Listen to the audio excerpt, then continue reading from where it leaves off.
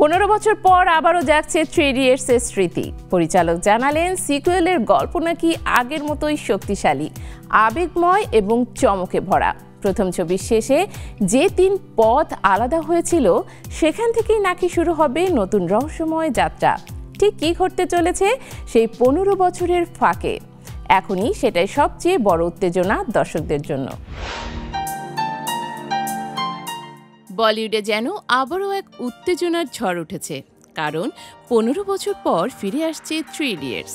একসময় সেই আইকনিক 3 ছাত্রের গল্প, যাদের হাসি, কান্না, দর্শন সব দিয়েছিল পুরো প্রজন্মের দৃষ্টিভঙ্গি, আবারও বড় পর্দায় নতুন অধ্যায় নিয়ে হাজির হতে চলেছে।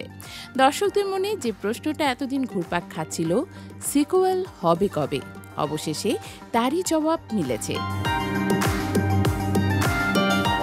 নির্মাতা রাজকুমার হিরানি নীরবে নিভৃতে অনেকদিন ধরে কাজ করছিলেন সিকুয়েলের গল্পে। তিনি বিশ্বাস করতেন এমন জনপ্রিয় গল্পকে আবার ছুঁতে হলে সময়, প্রস্তুতি আর দৃঢ়তা, এই 3-এর সমন্বয় দরকার।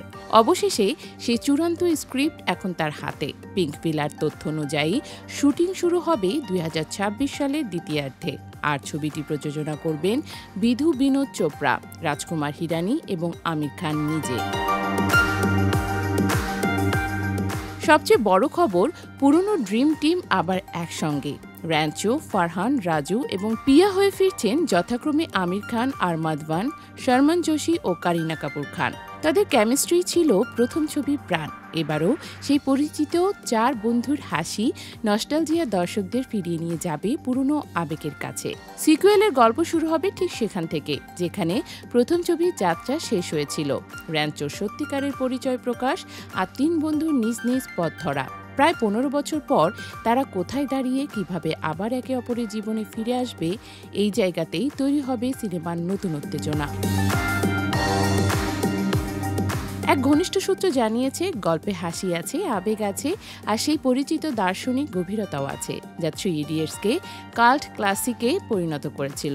2009 সালে মুক্তির পর থ্রি ইডিয়টস শুধু বক্স অফিসে ইতিহাসই গড়েনি, এটি মানুষের জীবনে, শিক্ষা ব্যবস্থায়, এমনকি সমাজে এক শক্তিশালী আলোচনার জন্ম দিয়েছিল। প্রথম ভারতীয় ছবি হিসেবে 200 কোটি ক্লাবে ঢুকে সিনেমাটি নতুন অধ্যায়ের সূচনা করেছিলেন বলিউডে। আবারও সেই ম্যাজিক ফিরে আসতে পারে, এমন আশায়, উত্তেজনায় ভাসছে দর্শক।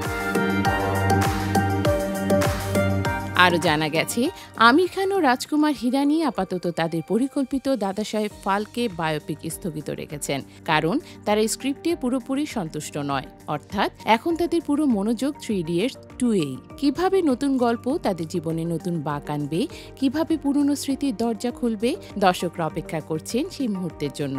এখন শুধু সময়ের অপেক্ষা। 2026-এ শুটিং শুরু হলেই আবার শুরু হবে হাসি, আড্ডা, দর্শন আর 3 বন্ধুর জীবনযাত্রা নিয়ে নতুন অভিযাত্রা।